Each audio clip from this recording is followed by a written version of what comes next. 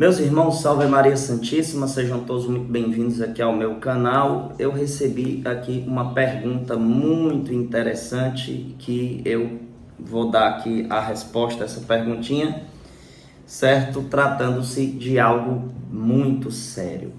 Uma pessoa perguntou assim: chegamos na época do cancelamento dentro da própria igreja? Chegamos sim, meu irmão. Eu tenho dito aqui no meu canal, vocês sabem que o meu canal ele tem o objetivo de pregar a verdade católica. Espera aí um minutinho, não sai do vídeo, certo? Para me apresentar a vocês os meus e-books em resposta aos ataques protestantes, certo? Esse é o Verdade Inabalável 1. Vê só esse conteúdo, gente. São 4 e-books, certo? Cada um estou apresentando aqui. Qualquer coisa, dá um pause para você poder ver o conteúdo direitinho desse material. E-book 1, aqui, e-book 2, e-book 3 e e-book 4, certo?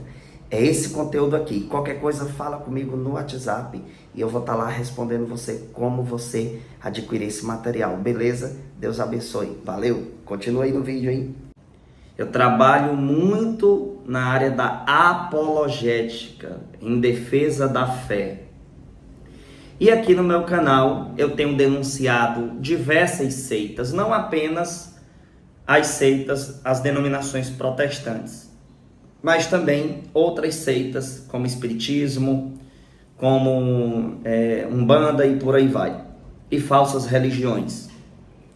Mas também, ultimamente, eu tenho dito que pior do que pastores protestantes, pior do que esse povo todo que está aí fora da igreja, perseguindo ela de fora para dentro, pior do que esse povo, são os inimigos infiltrados dentro da igreja. E aonde esses inimigos estão muito bem concentrados? No clero. Chegamos em uma época em que ou o seu grupo, em muitos lugares, não são em todos, vou repetir para não ter desentendimento, em muitos lugares, não são em todos. Ou você anda em comunhão com tudo que o seu bispo ou o seu padre diz, ou você anda em comunhão com Deus. Olha que sério esse posicionamento que eu estou trazendo aqui para vocês. E eu vou mostrar o porquê. Ou seu grupo, ou sua comunidade, ou sua pastoral, ou você anda em comunhão com seu padre, ou seu bispo, ou você anda em comunhão com Deus. Porque as duas coisas, em muitos lugares, não estão em unidade. Padres e bispos perderam a unidade com Deus. E estão ensinando o erro. Por isso que eu digo, se você se submeter aos padres da teologia da libertação, aos bispos da teologia da libertação, você se torna inimigo de Deus. É isso mesmo. Você passa a ser inimigo de Deus. Por quê? Muitos estão aí, com aquela frase que eu já venho denunciando aqui, em nome de uma obediência. Daniel, eu tenho que andar na obediência com o meu padre, meu irmão. A gente tem que ter unidade com a nossa paróquia. A gente tem que ter unidade com o nosso bispo. Mas se o seu padre for um herege? E se o seu bispo for um herege? E se o seu padre ensinar o que não está em conformidade com a Sagrada Escritura e o catecismo da igreja? Você tem que estar em unidade com ele, no que ele está dizendo, no que ele está pregando. Veja, chegamos em uma época em que já começaram a nascer grupos que não têm autorização do bispo, que não têm autorização do pároco para funcionar. Por quê? Qual o motivo? Porque esses grupos pregam apologética em defesa da fé. Pregam que fora da igreja não há salvação, pregam contra o protestantismo, contra a teologia da libertação. Aí vem os infiltrados, os inimigos infiltrados, que estão no clero com seu pulso de ferro e cancelam esse grupo.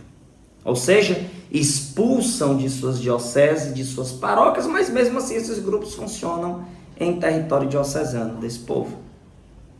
Por quê? Chegamos numa época em que a questão da autorização ou não de um padre não vai significar absolutamente nada para muitos grupos. Por quê? Porque se o padre é da teologia da libertação e ele olha para um grupo sério católico que quer pregar a verdade e ele diz, vocês não podem funcionar, esse grupo ele vai ter duas opções. Ou ele vai obedecer a Deus e a tudo que os 3 pilares da fé católica ensinou até aqui, ou ele vai obedecer ao padre modernista que é contra pregar a verdade. E o que é que os verdadeiros católicos estão fazendo? Estão desobedecendo os padres modernistas, desobedecendo a teologia da libertação, desobedecendo os bispos modernistas, os bispos da teologia da libertação, para continuarem obedecendo a Deus. É isso que está acontecendo. Então nós já estamos vivendo isso, não de hoje, já está acontecendo já há um tempo. E eu tenho dito para muitos amigos meus, meu irmão, vai ter um momento que ou o seu grupo obedece a Deus ou obedece ao erro daquele padre da teologia da libertação. E sabe o que é que eu estou presenciando? Um monte de pregadores e pregadoras que ficam caladinhos para não serem cancelados, para não serem proibidos de entrar em dioceses, proibido de entrar em algumas paróquias. Eles estão sendo cancelados se eles falar a verdade, mas se não falar, ficar ali caladinho, não vamos falar nada não, porque é padre, né? Porque é bispo. Aí o que é que acontece? A teologia da libertação vai se alastrando. Esses padres e bispos vão se sentindo à vontade na igreja para pregar o erro. Porque muita gente pensa desse jeito. Não, porque é padre, porque é bispo, a gente não pode falar nada, Daniel. A gente não pode bater na própria igreja. Ai, meu Deus. Quer dizer que você vai assistir um padre modernista, um bispo modernista bater na igreja verdadeira, excluir a doutrina verdadeira e você caladinho não vai fazer nada. Vai ficar obedecendo, sendo submisso àquele padre modernista que está destruindo a fé do povo. É desse jeito que você quer ser católico? Pois, meu irmão, vou lhe dizer uma coisa, eu discordo completamente desse tipo de omissão, desse tipo de atitude, porque eles têm coragem de usar o pulso de ferro para tentar impor aquilo que está errado. E se todo mundo ficar calado, aí é que eles vão se sentir à vontade mesmo de fazer. Então, em nome de uma obediência ao pároco, muita gente está sendo submisso a isso. Você não deve obedecer ao padre ou ao bispo que te ensinar o erro, nem mesmo ao papa se ele te ensinar o erro. Então chegamos sim na época do cancelamento. Eu mesmo estou proibido de entrar em diversas paróquias e dioceses por conta disso, você sabia? Porque eu denuncio agora a teologia da libertação. E para mim chegar a esse ponto, porque eu passei um bom tempo com medo, sendo submisso ao erro, vacilando ali de ficar caladinho diante disso. Aí teve um momento que eu disse, cara, eu tenho que decidir. Ou eu sou católico ou eu não sou. Ou eu prego a verdade ou eu não prego. Porque eu ficava naquela onda de fogo, de avivamento. Deus está te curando, te libertando, não sei o quê. E a doutrina da igreja, meu irmão. Teve uma hora que eu tive que decidir. E não é uma decisão fácil, porque eu sei o risco que isso traz. É tanto que, quando eu comecei a denunciar os erros da corrupção dos clérigos, o que é que aconteceu? Um monte de conversa mentirosa se levantou para me destruir. Perseguição por cima de perseguição, cancelamento por cima de cancelamento. Sabe, teve um momento que eu peguei assim a agenda e eu disse, eu não estou mais nem aí se me chamarem para pregar ou não, eu vou falar a verdade. Ainda bem que eu tenho pessoas que estão comigo nessa batalha. meus benfeitores aqui do canal, que me ajudam a continuar sendo missionário, visitando casa, dando cesta básica, indo até a população pobre, pregando a verdade para essas pessoas. Pessoas que disseram: Daniel, aguenta firme aí que nós estamos contigo. Mesmo que você não venha mais pregar na minha cidade, mas daqui eu vou te ajudar a continuar a missão aí. E a gente continua a missão. Independente do padre do lugar aceitar ou não. Sabe por quê? Porque é o seguinte, a gente tem que ter unidade com a paróquia, desde que o pároco, ele não venha impor uma teologia da libertação. Porque se ele fizer isso, é melhor você não ter unidade com esse tipo de gente.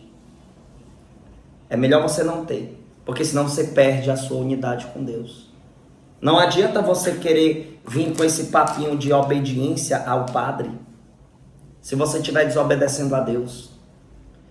Se você estiver em obediência ao erro do seu padre, vai você e ele para o centro do quinto dos infernos. Certo? Porque você está deixando de obedecer a Deus para obedecer o padre. Para obedecer o bispo modernista. Em nome de uma obediência, de uma submissão, de uma unidade. Querido, não adianta você ter unidade com pessoas se você perder a sua com Deus.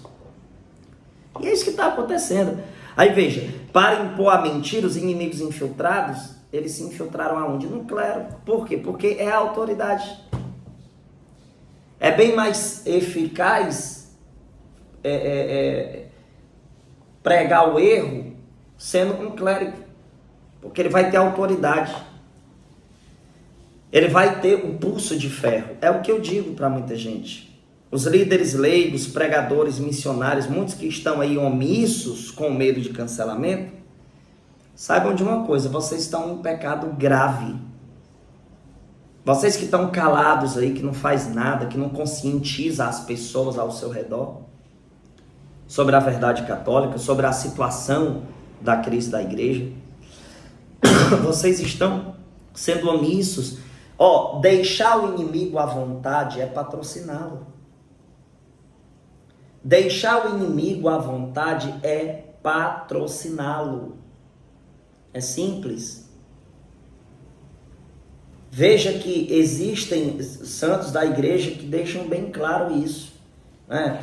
Iria chegar esse tempo, e esse tempo chegou. Veja só aqui em 2 Timóteo, capítulo de número 4, do 3 ao 4, vai dizer o quê? Porque virá tempo em que os homens já não suportarão a sã doutrina da salvação, levados pelas próprias paixões e pelo prurido de escutar novidades, ajustarão mestres para si, apartarão os ouvidos da verdade e se atirarão às fábulas. Vão se apartar da verdade e vão se atirar às fábulas. Tem padres aí querendo trazer uma nova doutrina, porque o catecismo precisa ser atualizado, e esse atualizado deles é mudar a verdade absoluta. Como se Deus mudasse. Uma coisa que era pecado agora não é mais, por exemplo. Uma coisa que era errado agora não é mais errado. Então chegou a época de você, católico, decidir. Você tem um padre da TL, não estou dizendo para você sair da sua paróquia, não. Mas saiba de uma coisa: se você for um católico de verdade, esse padre aí vai te cancelar, vai te excluir, vai te perseguir. Não vai deixar você pregar mais em nenhuma pastoral, em nenhum grupo. E aí, se ele fizer isso, você vai deixar de falar a verdade?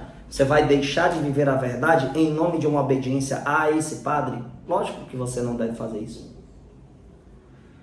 Lógico que você não deve se submeter a essa pressão deles, porque isso vai acontecer. Gente, tem muitas situações que nos dará duas opções. Ou você vai entrar em conflito com os homens, ou você vai entrar em conflito com Deus. Essa é a realidade. Então nós estamos num país que eu vejo muitos fundadores que estão quietinhos, com medo de suas comunidades serem canceladas. Aí eles dizem que isso é prudência.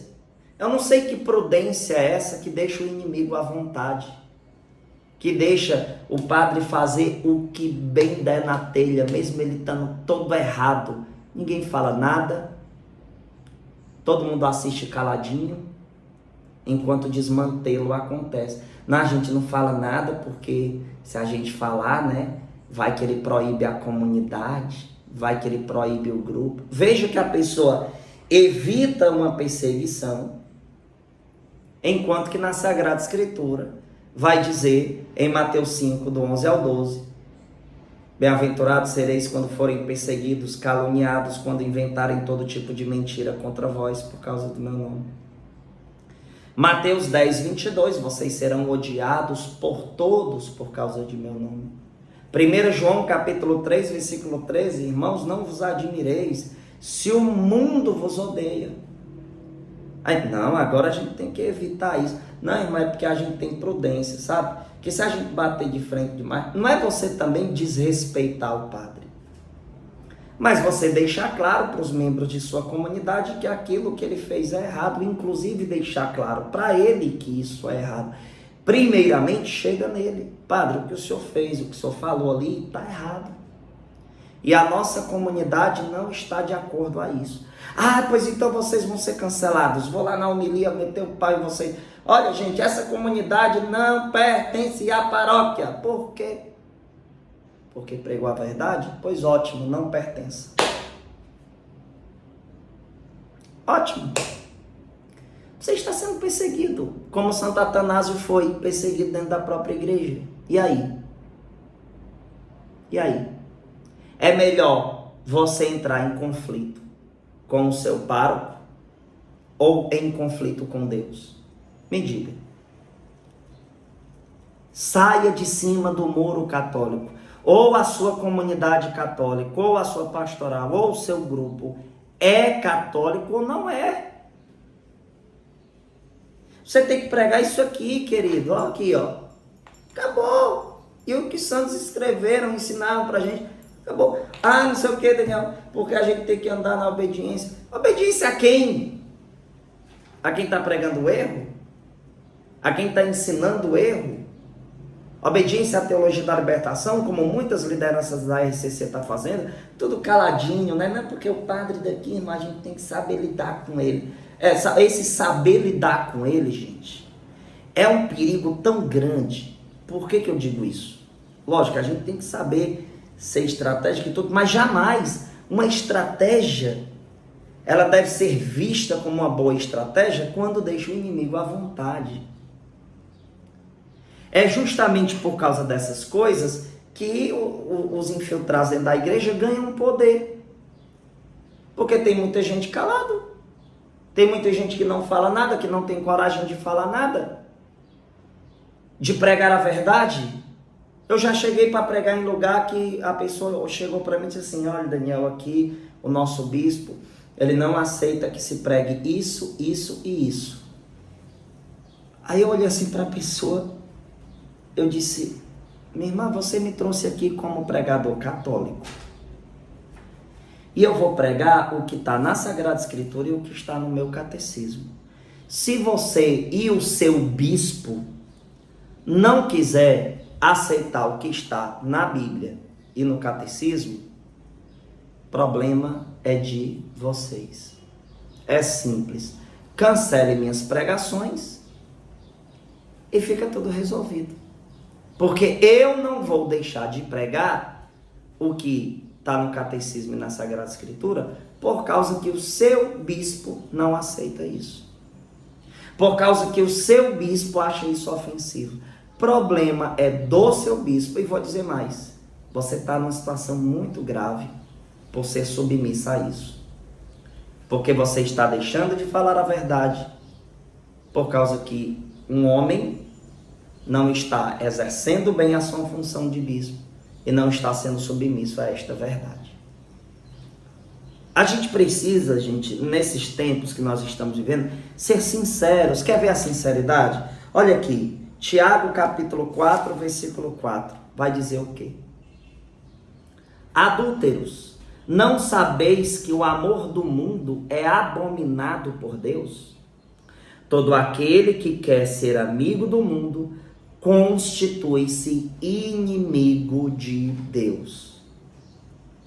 Quer ser amigo do mundo? Você vai ser inimigo de Deus. Quer ser amigo de Deus? Você vai ser inimigo do mundo. Aqui a mesma situação.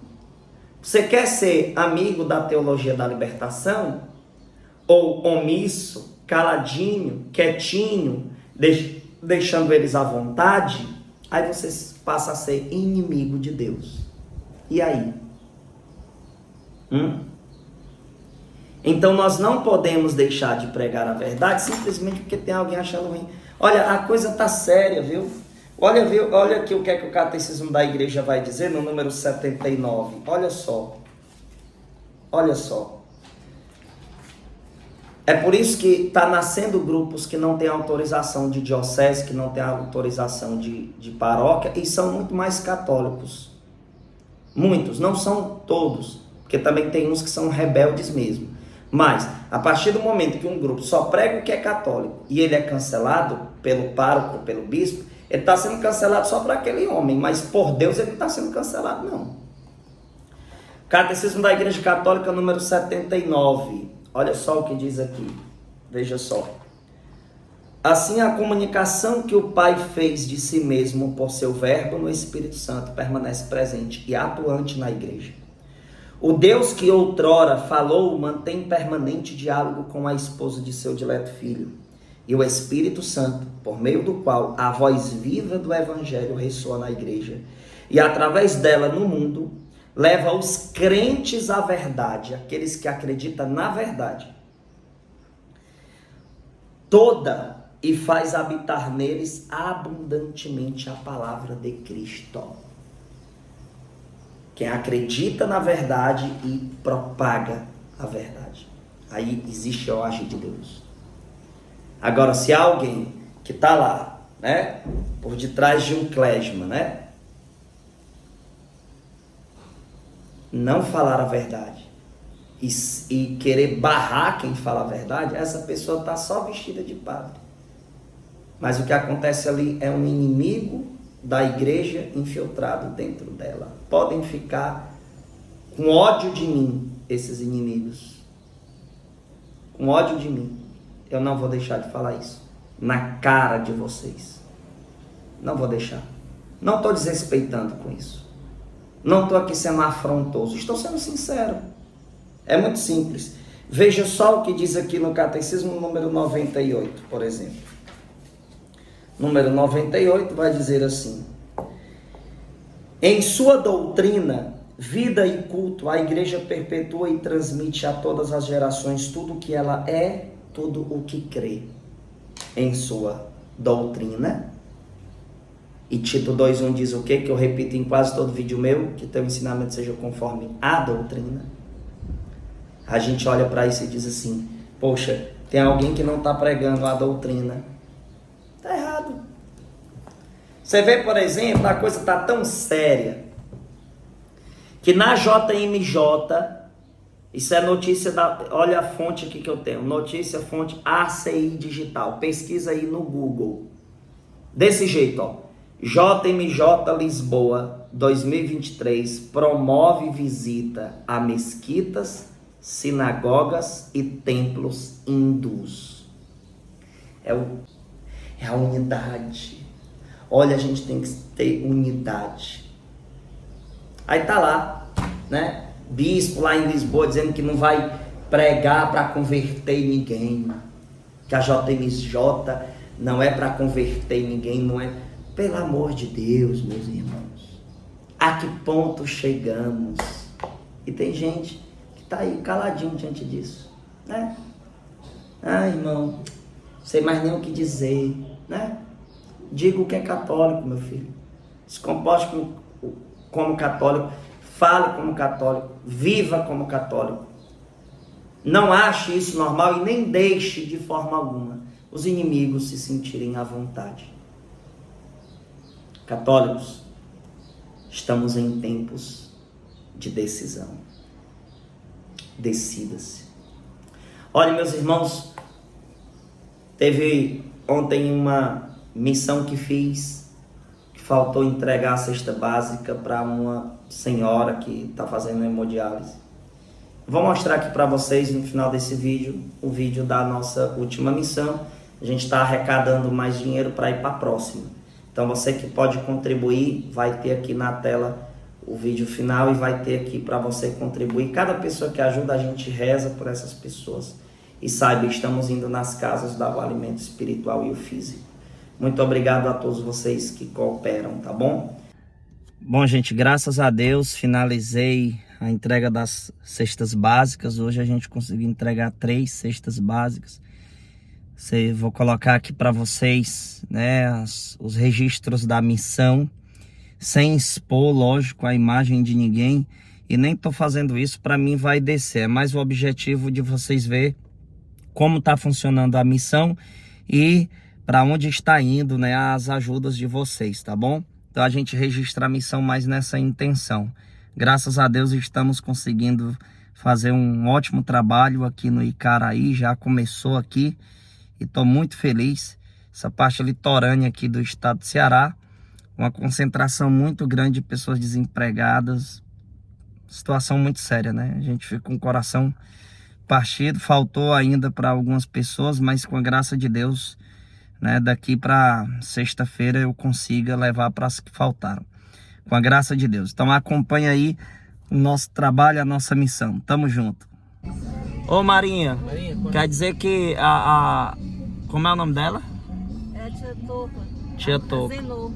Maria Zenô. Ela faz hemodiálise. Precisa muito. Precisa, né? Porque ela é viúva, tem 2 filhas, mas que ficam direto com ela. Aí tem que cuidar dela, né? Cuidar, né? Mas aí junta filho, tudo, né? Neto, aí lá vai.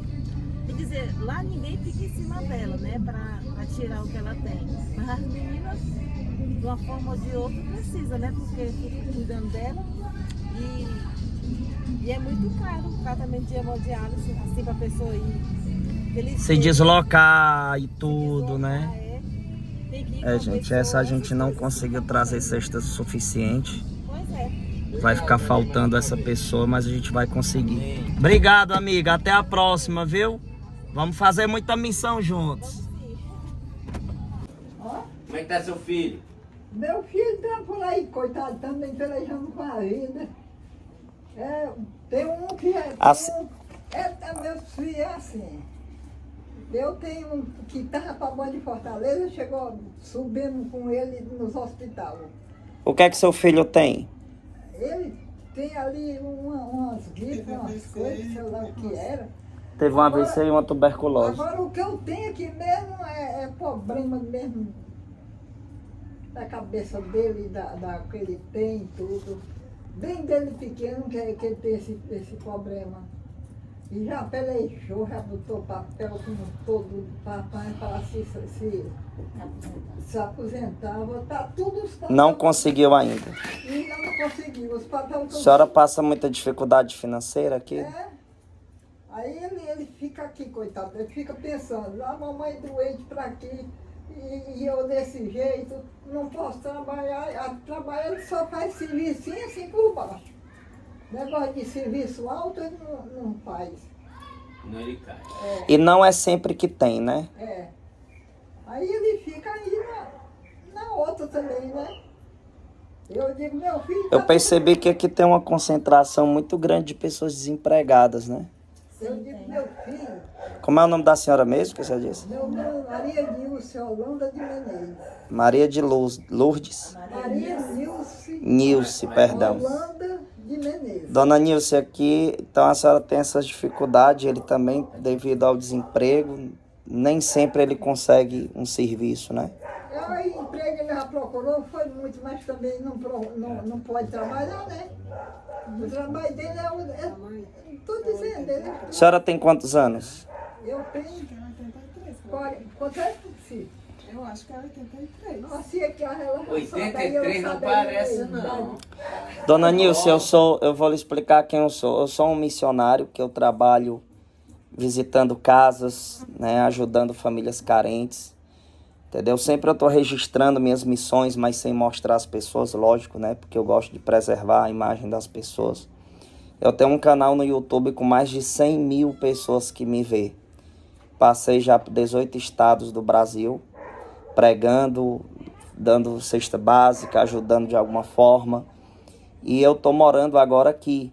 Eu comecei um trabalho aqui hoje, né? A sua casa é a segunda casa que eu estou visitando, né? Para mim está sendo uma honra. E os nossos seguidores, eles ajudam a gente, né, financeiramente, para a gente poder ajudar as famílias carentes aqui do estado. Eu sempre posto lá na internet, a gente distribuindo essas cestas básicas, mostrando o relato das famílias aqui do estado do Ceará, que não é fácil. As pessoas aqui, muitas estão sofrendo por causa do desemprego, o descaso por parte dos governadores. Eu mais ou menos, um negócio aqui em casa, tudo tem que ser aqui de dentro. A senhora que tem que responder todos os gastos. Tudo. Aqui dentro dessa casa aqui. E não é fácil, né? Não é fácil.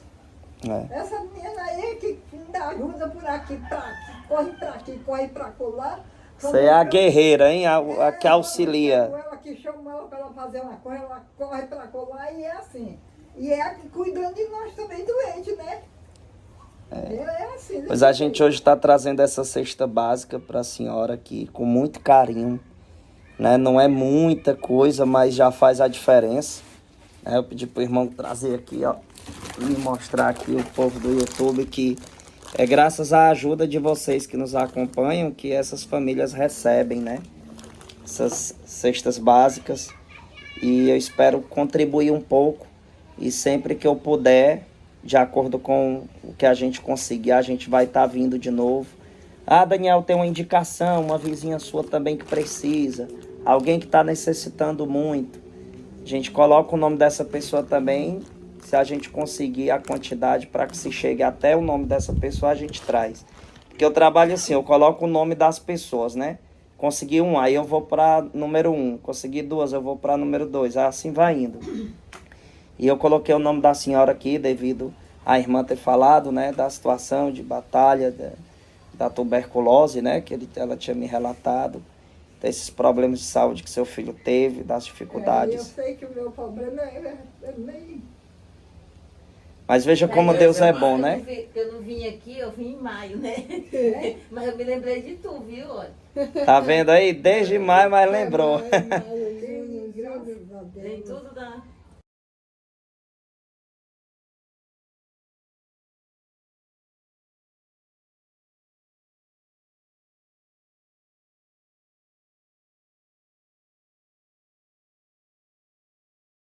Vocês podem ver, gente, que é uma localidade mesmo bem necessitada. Povo bem necessitado. Vamos pra cá. Tem muitas pessoas que contribuem com nossa missão, porque acreditam nesse trabalho que a gente realiza, né? Então o que é que a gente faz? Eu vim morar aqui no Icaraí.